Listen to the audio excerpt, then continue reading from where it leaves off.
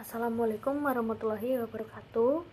Yang kami hormati Bapak Vicky Fendi selaku dosen pengampu mata kuliah Metodologi Penelitian kelas L. Jadi di sini kami dari kelompok 7 akan memaparkan materi mengenai bab interview. Tetapi sebelumnya izinkan saya memperkenalkan anggota kelompok 7 terlebih dahulu. Dimulai dari Alisa Nora Soraya NPM akhir 164, Melina Amelia Ardian NPM akhir 171, Melati Cahyaning dengan NPM akhir 185, Faiza Mahdiah dengan NPM akhir 193. Baik, jadi di bab 7 membahas secara komprehensif tentang metode wawancara atau interview. Jadi sebagai salah satu teknik utama dalam pengumpulan data primer. Fokusnya adalah memahami tipe wawancara, cara merancangnya, teknik pelaksanaan hingga kekuatan dan kelemahan di metode ini atau metode wawancara ini. Nah, jadi awal-awalnya yaitu pengantar data primer. Jadi penelitian bisnis itu banyak bergantung pada informasi yang berasal dari manusia, seperti karyawan, konsumen, manajer, dan pemasok. Oleh karena itu, metode wawancara atau interview, observasi, dan kuesioner itu menjadi sangat penting. Jadi pemilihan metode pengumpulan data primer itu harus mempertimbangkan ada tujuan penelitian, pertanyaan riset, strategi kenaikan, sumber daya, waktu, biaya, dan keanggotaan. Jadi pemilihan metode yang tepat akan meningkatkan kualitas data dan hasil penelitian secara keseluruhan. Selanjutnya, apa sih itu wawancara atau interview? Jadi wawancara adalah percakapan terarah dan bertujuan. Jadi dilakukan antara dua orang atau lebih untuk menggali informasi. Nah, interview ini itu dapat dilakukan secara individu atau kelompok, secara langsung atau bisa disebut juga tatap muka, melalui telepon atau secara online, atau dengan format terstruktur atau tidak terstruktur. Selanjutnya, ada jenis wawancara. Nah, yang pertama wawancara tidak terstruktur. Jadi wawancara ini tuh dilakukan tanpa daftar pertanyaan yang baku. Nah, ini cocok digunakan ketika peneliti itu belum tahu secara pasti masalah yang ingin digali. Lalu tahap awal penelitian eksploratif, lalu juga ada peneliti ingin menggali isu-isu yang tersembunyi atau tidak terlihat. Lalu dalam kondisi ini pewawancara menggunakan pertanyaan yang terbuka. Contohnya, ceritakan tentang unit atau departemen Anda. Hal apa yang paling Anda suka atau tidak suka dari pekerjaan Anda? Jika ada masalah yang ingin Anda ambil di unit ini, apa itu? Nah, jadi tujuan utamanya itu adalah mengungkap faktor-faktor penting yang mungkin belum disadari atau belum dirumuskan secara jelas. Wawancara tidak terstruktur itu menuntut keterampilan mendengarkan dan sensitif tinggi untuk menangkap informasi yang tersirat. Selanjutnya ada wawancara terstruktur. Nah, ini tuh digunakan ketika peneliti sudah mengetahui informasi apa yang diperlukan. Struktur umumnya tuh meliputi ada pembukaan. Jadi di pembukaan ini ada memperkenalkan diri, menjelaskan tujuan, meminta izin mereka, seperti itu. Lalu ada daftar pertanyaan. Jadi dimulai dari pertanyaan pemanasan, kemudian masuk ke pertanyaan inti. Lalu ada pertanyaan probing, yaitu menggali lebih dalam, seperti bisa dijelaskan lebih detail, bisa tolong diberi contoh, lalu apa maksud Anda dengan itu. Nah, wawancara terstruktur ini memudahkan peneliti membandingkan jawaban antar responden dan melakukan analisis sistematis. Lalu alat bantu visual seperti gambar, kemasan, kartu itu juga dapat digunakan untuk membantu proses wawancara, terutama dalam penelitian pemasaran atau penelitian dengan responden anak. Lalu ada perbandingan wawancara terstruktur dan tidak terstruktur. Nah, jadi aspeknya ada 4 tujuan pertanyaan prawawancara dan hasil. Kita bahas yang pertama, tujuan. Jadi aspek tujuan kalau tidak terstruktur itu eksplorasi awal, kalau yang tersusun itu pengumpulan data spesifik. Lalu pertanyaan dari tidak terstruktur itu fleksibel terbuka, pertanyaan tersusun itu teratur, tertutup, atau semi terbuka.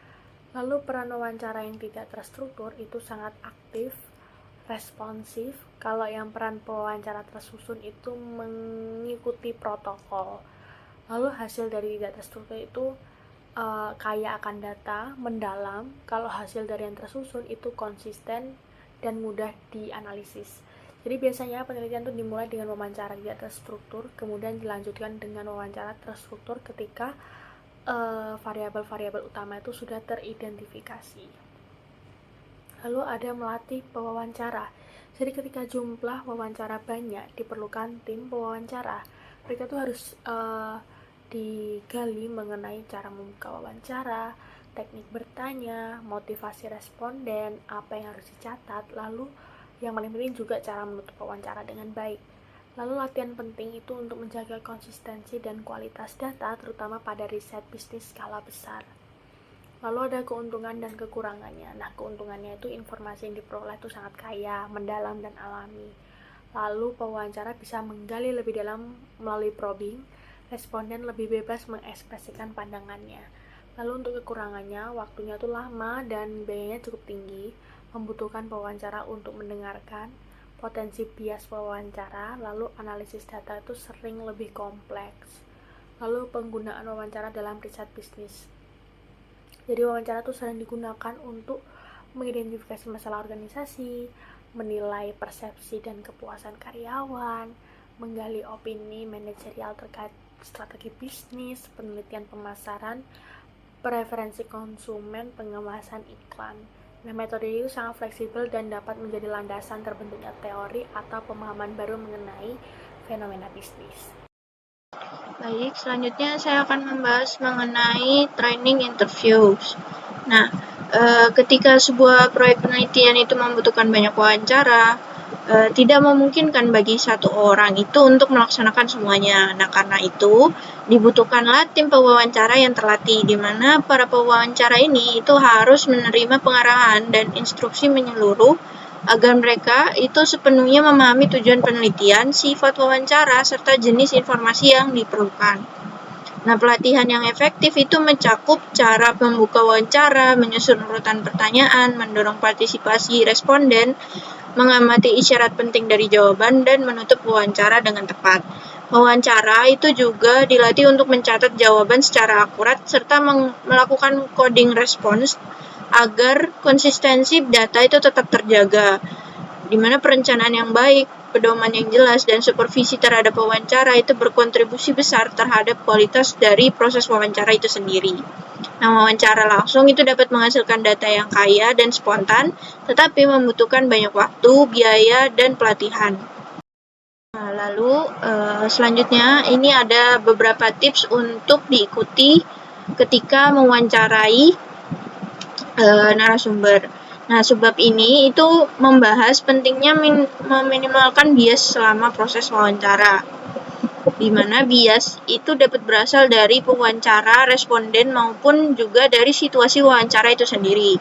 Nah, bias dari pewawancara itu muncul ketika mereka itu gagal membangun hubungan atau salah menafsirkan jawaban, atau secara tidak sadar itu mempengaruhi respon melalui nada suara, gerakan tubuh, atau ekspresi dari wajah mereka.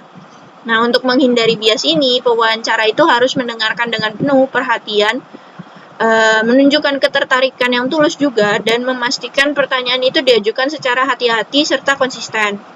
Nah, bias itu juga bisa muncul dari responden yang mungkin memberikan jawaban yang dianggap baik, atau salah memahami pertanyaan dari pewawancara, atau bahkan sengaja memberikan informasi yang menyesatkan.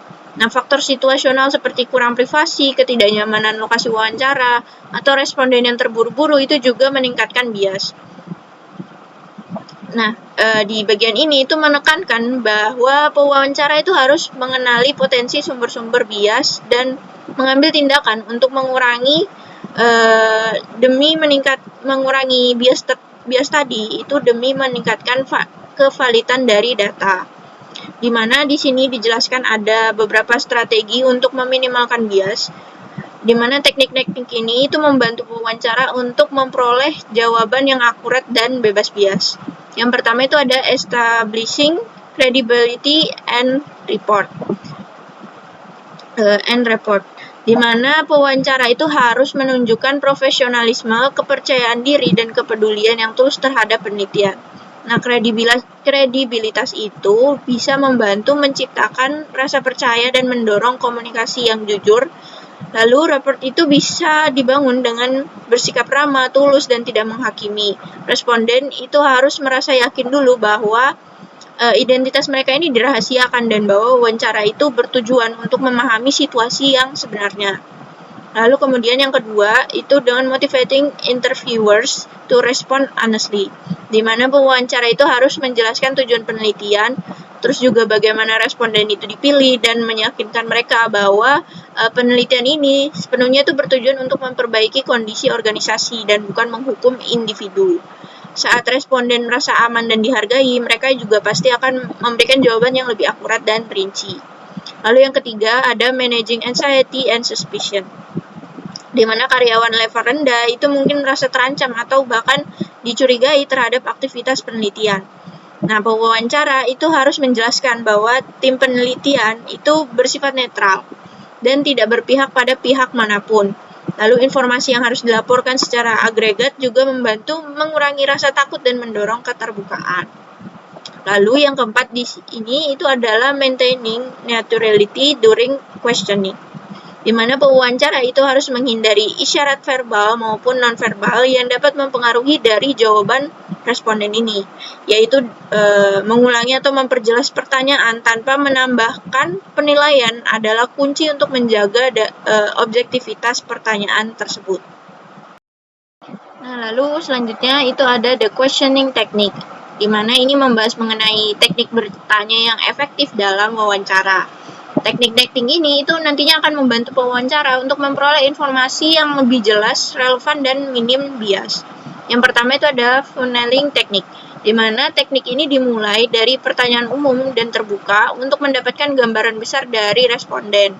Berdasarkan jawaban tersebut, pewawancara itu mengajukan pertanyaan yang lebih spesifik dan fokus. Misalnya contohnya itu ada pertanyaan umum, misalnya itu seperti bagaimana perasaan Anda bekerja di organisasi ini, atau contoh dari pertanyaan lanjutan itu adalah bagaimana pendapat Anda tentang lingkungan kerja, lalu seberapa puas Anda dengan atasan. Nah, teknik ini itu membantu pewawancara untuk menemukan tema utama dan mengeksplorasi secara sistematis. Lalu yang kedua itu ada asking unbiased question, di mana pewawancara itu harus memastikan pertanyaan itu tidak mengarahkan responden pada jawaban tertentu. Contoh pertanyaan netral itu misalnya ceritakan bagaimana Anda mengalami pekerjaan Anda, atau bisa juga dengan contoh pertanyaan bias itu contohnya itu seperti pekerjaan Anda pasti membosankan atau apa yang Anda tidak suka. Nah, itu contoh dari pertanyaan yang bias. Jadi, sebaiknya pewawancara itu menggunakan pertanyaan yang netral, seperti yang dicontohkan sebelumnya. Nah, pertanyaan bias, berbias, nada suara, dan penekanan kata itu dapat mempengaruhi jawaban. Karena itu, pertanyaan itu harus disusun secara netral. Lalu, yang ketiga itu ada dengan clarifying issues. Untuk memastikan pewawancara itu memahami maksud dari responden. Lalu klarifikasi sering diperlukan. Nah, ini tuh melibatkan memparafrase atau merangkum pertanyaan responden. Juga meminta penjelasan lebih lanjut dan meminta contoh spesifik untuk memperjelas pertanyaan yang masih samar. Klarifikasi itu mencegah kesalahpahaman dan memastikan informasi itu benar-benar sesuai dengan maksud responden. Lalu yang keempat itu dengan helping respondents think through issues, di mana beberapa responden itu mungkin kesulitan mengungkapkan pikirannya. Nah, pewawancara itu dapat membantu dengan menyederhanakan pertanyaan atau memberikan pilihan berganda.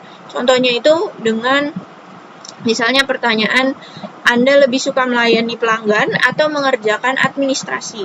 Nah, ini tuh membantu responden berpikir lebih jelas tentang preferensi mereka.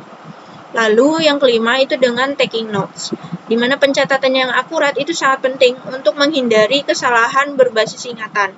Wawancara itu juga harus mencatat respon selama wawancara atau segera setelahnya, di mana pedoman penting itu meliputi adalah jangan mengandalkan ingatan, terutama saat melakukan banyak wawancara dalam sehari. Lalu juga catatan pernyataan dan kesan penting itu perlu segera dicatat. Lalu, gunakan rekaman audio hanya jika responden itu menyetujui dengan mempertimbangkan bahwa perekaman itu dapat mempengaruhi kejujuran. Nah, dokumentasi yang baik itu memastikan data tetap andal dan tidak bias selama analisis tadi. Lalu bagaimana tips saat melakukan wawancara? Yaitu dengan membangun kredibilitas sebagai peneliti yang cakap, penting karena penting untuk keberhasilan proyek dari penelitian. Peneliti itu perlu membangun hubungan baik dengan responden agar motivasi mereka untuk memberikan tanggapan yang bebas dari bias dengan meredakan kecurigaan, kekhawatiran, ketakutan yang mungkin mereka punya tentang penelitian dan konsekuensinya. Nah, ini bisa dicapai dengan bersikap tulus, ramah, dan tidak judge atau evaluatif banget. Jadi saat wawancara, peneliti itu harus mengajukan pertanyaan umum awalnya, kemudian nanti baru mengerucut ke area spesifik. Mengajukan pertanyaan dengan cara yang tidak bias, kemudian menawarkan klarifikasi bila perlu, dan membantu responden itu untuk memikirkan isu-isu yang sulit. Tanggapannya juga harus segera di transkrip ya, biar datanya lengkap, tidak mudah untuk lupa, agar tidak lupa. Jadi setelah melihat wawancara terstruktur, setelah membahas wawancara terstruktur dan tidak struktur, selanjutnya akan dibahas mengenai wawancara tatap muka dan telepon. Wawancara tatap muka dan telepon. Wawancara itu bisa dilakukan tatap muka atau bisa lewat telepon, atau bisa juga dibantu dengan komputer. Meskipun sebagian besar wawancara tidak terstruktur di riset bisnis itu dilakukan kebanyakan tatap muka, dan wawancara terstruktur itu dilakukan tergantung pada tingkat kerumitan isu yang dibahas, kemungkinan durasi wawancara dan sama kemungkinan durasi wawancaranya, kenyamanan kedua belah pihak antara peneliti dan responden, dan wilayah geografis yang ingin disurvei juga. Jadi metodenya tergantung itu. Wawancara telepon itu paling cocok kalau informasi dari sejumlah besar responden yang tersebar di wilayah geografis yang luas itu harus diperoleh dengan cepat. Kemungkinan durasi setiap wawancara misalnya 10 menit atau kurang. Banyak survei pasar misalnya melakukan wawancara terstruktur. Kalau wawancara telepon dengan berbantuan komputer itu juga memungkinkan karena dia juga mudah untuk dikelola. Berikut akan dibahas mengenai kelebihan dan kekurangannya dari wawancara tatap muka terlebih dahulu. Untuk keuntungan utama dari wawancara tatap muka itu adalah peneliti bisa menyesuaikan pertanyaan seperlunya, mengklarifikasi keraguan, sama memastikan bahwa jawabannya itu dipahami dengan baik. Dengan mengulang atau merumuskan kembali pertanyaan, peneliti juga bisa menangkap isyarat dari responden, mungkin ada rasa ketidaknyamanan ataupun stres, masalah apapun yang dialami responden, jadi bisa kelihatan dideteksi secara langsung dengan cepat gitu. Yang mana hal ini mustahil atau susah untuk dideteksi ketika wawancaranya lewat telepon. Kemudian kelemahan utamanya dari tatap muka itu adalah keterbatasan geografis yang mungkin ditimbulkan pada survei dan besarnya sumber daya yang dibutuhkan jika surveinya itu dilakukan tatap muka. Kemudian juga mungkin ada pelatihan pewawancara biar meminimalisir bias pewawancara. Kemudian kelemahan lainnya itu responden mungkin merasa tidak nyaman dengan anonimitas jawaban mereka ketika berinteraksi langsung dengan pewawancara. Kalau untuk kerugiannya, kemudian keuntungan dan kerugian dari wawancara telepon. Keuntungannya yang utamanya adalah dari sudut pandang peneliti. Jadi sejumlah orang yang berbeda itu yang dari berbagai macam itu bisa dihubungi jika perlu, bahkan di luar negeri atau bahkan internasional gitu, itu dapat dihubungi dengan hitungannya singkat. dari sudut responden itu juga menghilangkan adanya ketidaknyamanan yang mungkin dirasakan dari mereka ketika berhadapan langsung dengan pewawancara. Kemudian untuk kerugiannya oleh responden, kekurangannya dari wawancara telepon itu responden bisa aja mengakhiri wawancara itu sepihak tanpa peringatan atau penjelasan dengan menutup telepon. Penelpon juga akan semakin memperburuk situasi. Untuk meminimalisir tidak adanya respon itu bisa disarankan untuk menghubungi narasumber terlebih dahulu untuk berpartisipasi dalam survei, kemudian juga memberikan perkiraan waktu wawancara yang akan berlangsung, ada kesepakatan bersama. Narasumber itu biasanya cenderung menghargai kesopanan.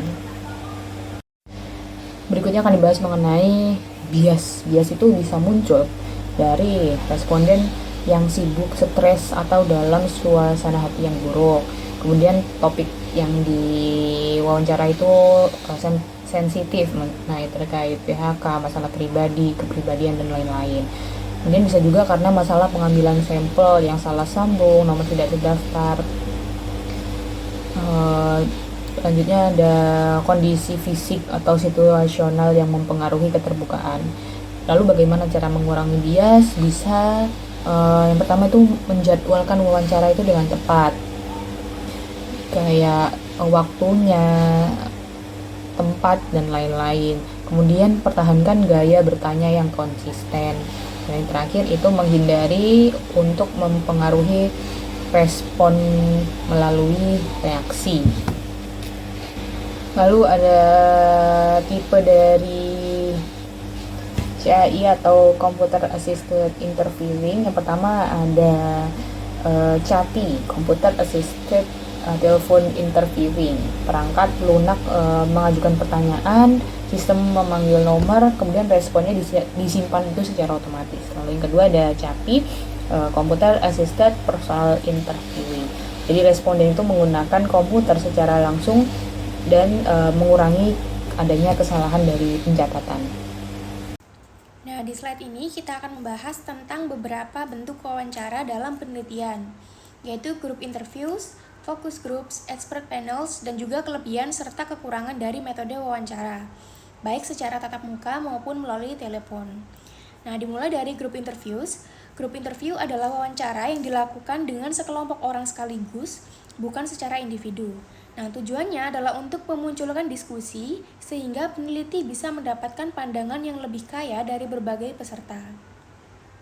Nah, di sini pewawancara biasanya memberikan pertanyaan terbuka yang mendorong peserta untuk saling menanggapi dan berbagi pengalaman. Salah satu bentuk khusus dari group interview adalah focus group. Focus group biasanya berisi 8 sampai dengan 10 orang yang dipilih karena mereka mempunyai keterkaitan dengan topik yang ingin diteliti. Misalnya, kalau topiknya tentang perilaku konsumen muda, maka peserta yang dipilih sesuai dengan profil tersebut. Nah, dalam focus group, peran moderator sangat penting. Moderator bertugas menjaga jalannya diskusi supaya tetap sesuai dengan topik, memberikan kesempatan pada semua peserta untuk berbicara, dan memastikan bahwa tidak ada seorang peserta pun yang mendominasi. Focus group menghasilkan data yang bersifat kualitatif, seperti opini, ide, persepsi, dan pengalaman pribadi yang seringkali sulit ditangkap melalui metode lain. Keunggulan focus group adalah prosesnya cepat, fleksibel, dan relatif tidak terlalu mahal. Focus group juga bisa dilakukan secara langsung maupun secara online melalui video conferencing sehingga memudahkan peneliti untuk melibatkan peserta dari berbagai lokasi. Tapi perlu diingat, karena pesertanya tidak dipilih secara acak, data dari focus group tidak bisa dianggap mewakili seluruh populasi. Fokusnya lebih pada eksplorasi pendapat, bukan generalisasi statistik. Nah, selain focus group, ada juga expert panels. Jadi expert panels adalah kelompok yang terdiri dari para ahli atau profesional yang memiliki pengetahuan mendalam mengenai suatu topik. Expert panel digunakan ketika peneliti membutuhkan wawasan tingkat tinggi yang tidak bisa diberikan oleh kelompok umum. Misalnya, riset mengenai kebijakan publik bisa melibatkan akademisi, pemerintah, dan praktisi yang memang ahli di bidang tersebut. Dengan mengumpulkan pandangan para ahli, peneliti mendapatkan insight yang lebih mendalam dan juga akurat. Selanjutnya, kita masuk ke bagian kelebihan dan juga kekurangan dari interview atau wawancara. Nah, dimulai dari wawancara tatap muka atau face-to-face interviews. Salah satu kelebihan terbesar dari wawancara tatap muka adalah kemampuan pewawancara untuk membangun hubungan baik dengan responden. Ketika ada kepercayaan antara pewawancara dan juga responden, data yang didapat biasanya lebih jujur dan juga lebih mendalam.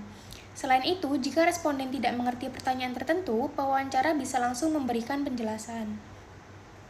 Hal yang tidak kalah penting adalah pewawancara bisa melihat ekspresi wajah, bahasa tubuh, dan juga isyarat nonverbal lainnya yang dapat memberikan konteks tambahan terhadap jawaban responden.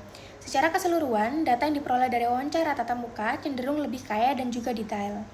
Namun, metode ini juga memiliki kelemahan. Wawancara tatap muka biasanya memakan banyak waktu dan juga biaya, terutama jika responden tersebar di wilayah yang luas. Selain itu, pewawancara harus terlatih agar tidak mempengaruhi jawaban responden secara tidak sadar. Dan tetap ada resiko terjadinya interviewer bias, di mana cara berbicara, gaya bertanya, atau ekspresi pewawancara dapat mempengaruhi responden. Nah, metode wawancara yang kedua adalah telepon interviews. Wawancara melalui telepon biasanya jauh lebih cepat dan lebih murah dibandingkan wawancara tatap muka.